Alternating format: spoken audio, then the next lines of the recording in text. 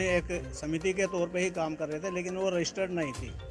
अब जब ये किसान आंदोलन शुरू हुआ और किसानों की समस्याओं का इन्होंने कोई हल नहीं किया और हमें दिखाई दिया भाई किसानों का अहित हो रहा है, तब हमें ये अभी दिसंबर 2020 में हमने इस समिति को अपना रजिस्टर कराया और हमने इस बिल के समर्थन में प्रधान कृषि मंत्री जी को एक ज्ञापन भी सौंपा है।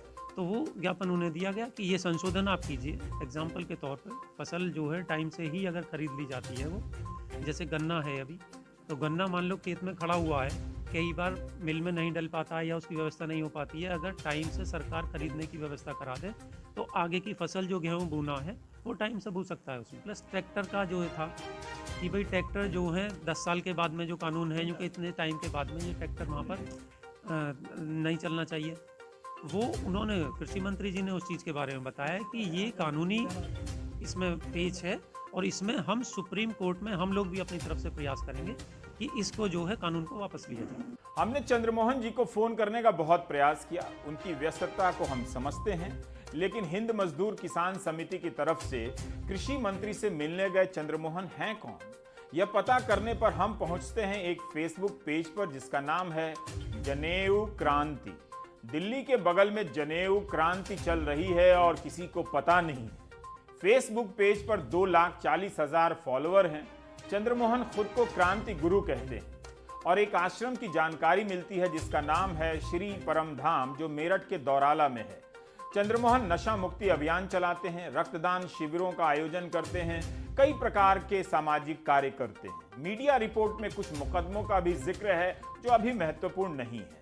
खास बात यह है कि जिस चंद्रमोहन से मुलाकात के बाद कृषि मंत्री ने झट से फोटो ट्वीट कर दिया, उस चंद्रमोहन ने ऐसी कोई तस्वीर ना तो पोस्ट की ना ट्वीट किया। काफी कॉन्फिडेंट मालूम पड़े।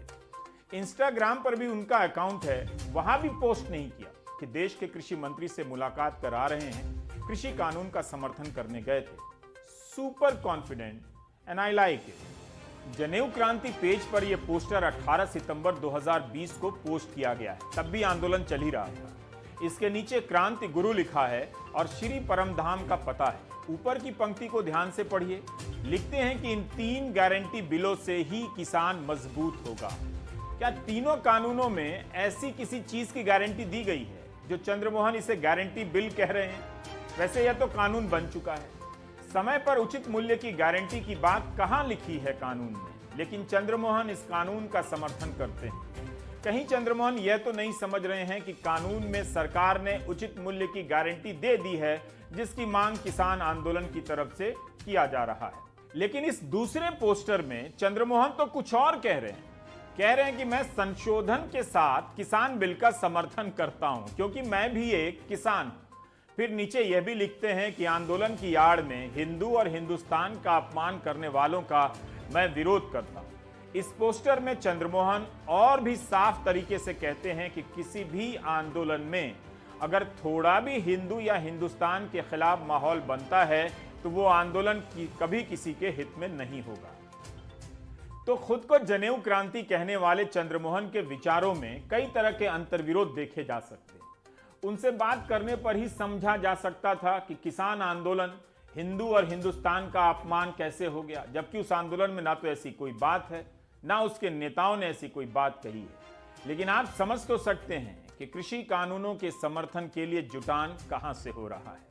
क्या आसपास या दूर दराज से ऐसे संगठन या संगठन से लगने वाले संगठनों को खुजवाया जा रहा है? चलो दिल्ली और मिलकर समर्थन दो ताकि फोटो ट्वीट हो सके।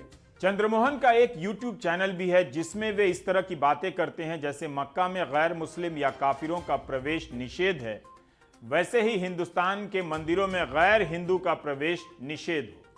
लेकिन दूसरी तरफ चंद्रमोहन जाति व्यवस्था के नाश की भी बात करते हैं, दलितों के खिलाफ अत्याचार को लेकर बोलते हैं और लास्ट में यानी अंत में हिंदू राष्ट्र पर आ ही जाते हैं।